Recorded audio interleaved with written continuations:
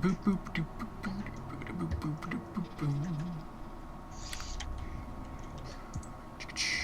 that up. Pause. We can start.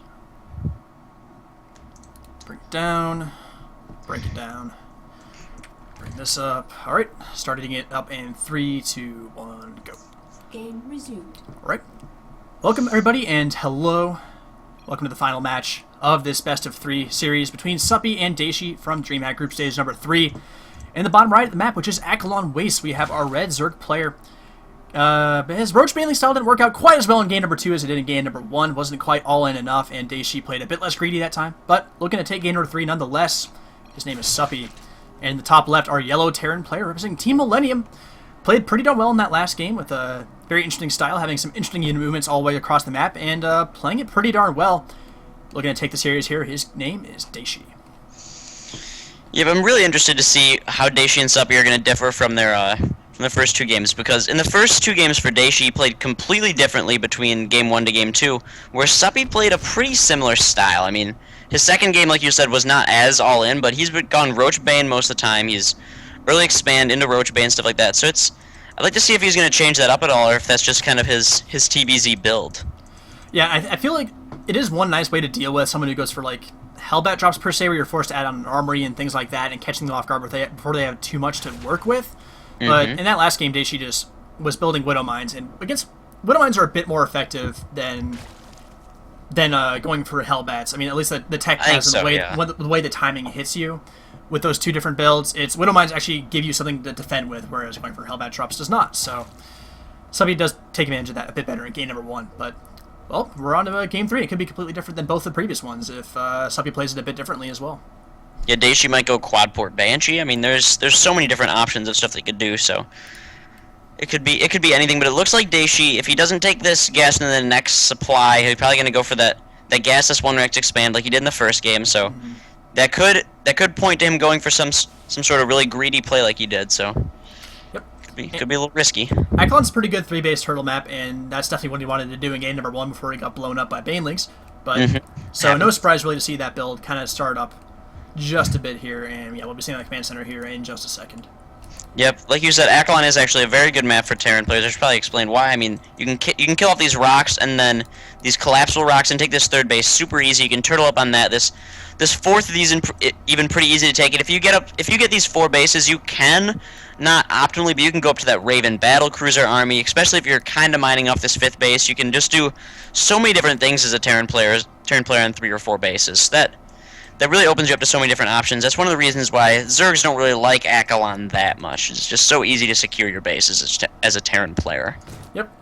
And, well, we're going to see Suppy not adding on a gas even quite yet, so he's definitely going for macro all the way for the moment, so we'll likely see a very fast 3rd base as well on top of this. We do see the first couple of gases going out for Dayshi, so we can start moving towards that factory tech and other fun stuff like that. But yeah, we'll see how quickly he gets to a ability to defend in this game, as opposed to Suppy, who could maybe get aggressive here once again. We'll need to get gas, though, pretty soon if he wants to do that.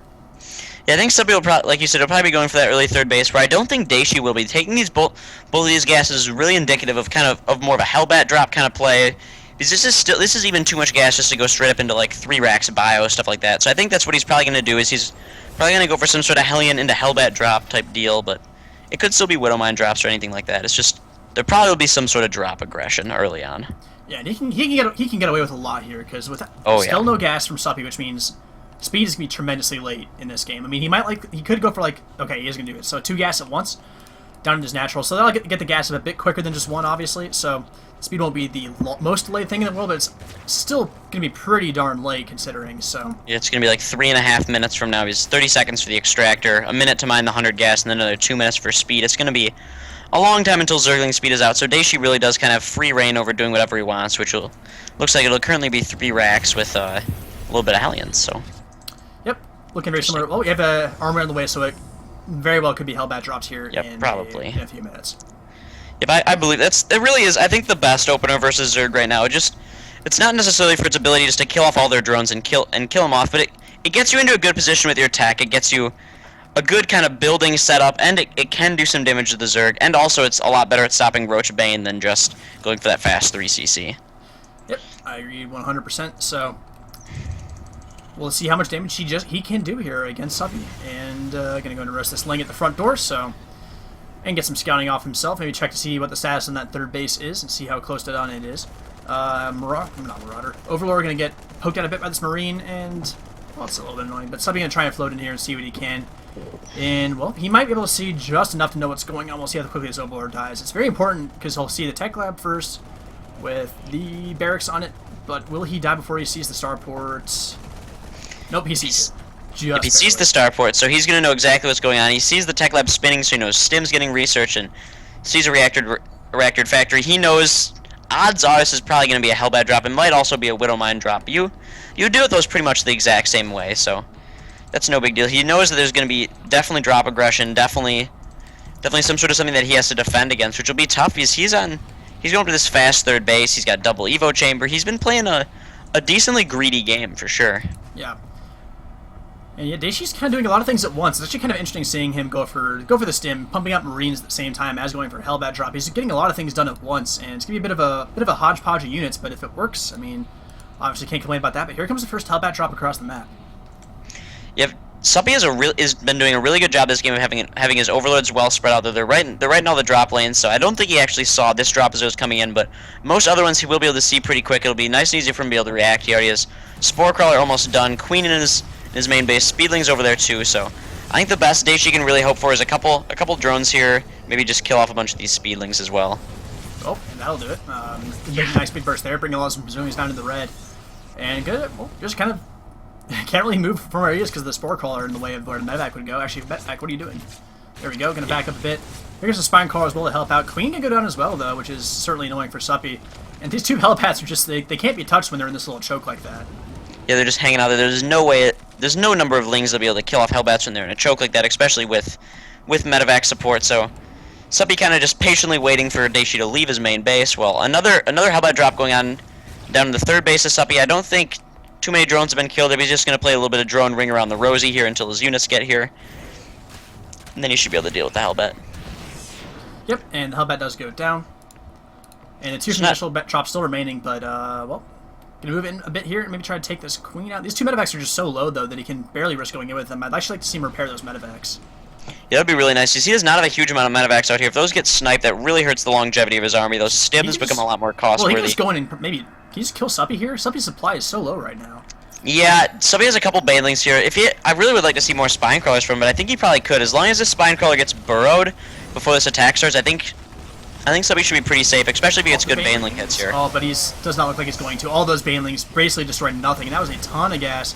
Next swarm of Banelings going to try and move in here in a second, but they're not going to be able to get a whole lot done either, I don't think. Kiting back pretty well. Okay, a couple nice hits there towards the end. But here come the reinforcements for Dayshi as well, moving up, and Suppy is down to next to no army supply, 25 to 50 right now, and Queens are being cleaned up, drones being forced to be pulled off the line, and once these two Hellbats get in the fray, these drones melt almost immediately. And oh yeah, these drones are gonna get killed off so quick. He's reinforcing with all Lings against this mostly Hellbat army. There's Stim Marines in there. He's at a good positioning up against that Evo chamber, so the Lings can get a full surround. These medevacs are being worth their weight in gold with all their healing. I think Dayshi's just gonna kill Suppy off right here. Wow, that really does show that Suppy is just playing a little bit too greedy here, and sometimes you just get killed off. Yeah, that early stim certainly played a big role in this. It was a nice choice by Dayshi to go for that. Nice little early hybrid attack, and he's going to make Suppy pay for it with the game here in the series as well. I mean, we're kind of just waiting for Suppy to kind of tap out here, down to 37 supply. Not a whole lot else he can do. No, he really doesn't have very many options here. I mean, he probably doesn't want to tap out here. I'm not completely sure. This might have been the last game of his tournament if he loses this, so something like that. He might want to wait, but there's GG. He really didn't have a chance to come back from there. It's just a really, really good little stim timing there. Yeah, very nicely played by Dayshi. And a nice little... That attack was just really, really cool, and it's nice to see stuff like that. A bit different play than just straight up Hellbat drops into building up a big army on 3 bases and going. So, nice play there. So, Dayshi does take the series 2-1, and this actually may have been the last series for Suppy, which would certainly explain what you said there, but they both had... Suppy certainly had a good run making it to the 3rd stage here. So always a nice thing to do with Dreamhack. And, yeah. So that's it from us today. Hope you enjoyed the games that you saw, and yeah, definitely also be sure to just go ahead and pip ourselves really quickly here. Follow me at Don Horatio, follow Stif at denial_Stif, and also follow SCV Rush at the SCV Rush, and hopefully you will see more of us guys very, very soon. Anything else you want to say? I'll just say thanks to my sponsors, Whoop Tea, GameVox, Need for Seat Riders, Eyewear, and there's one other one that I can't load up the page source. So, and Hypernia, that's what it is. And Hypernia, they're all kind of awesome. So thanks to them, and yep, that's about it for me. All right, awesome. Thank you very much for watching, guys, and we will hopefully see you very soon.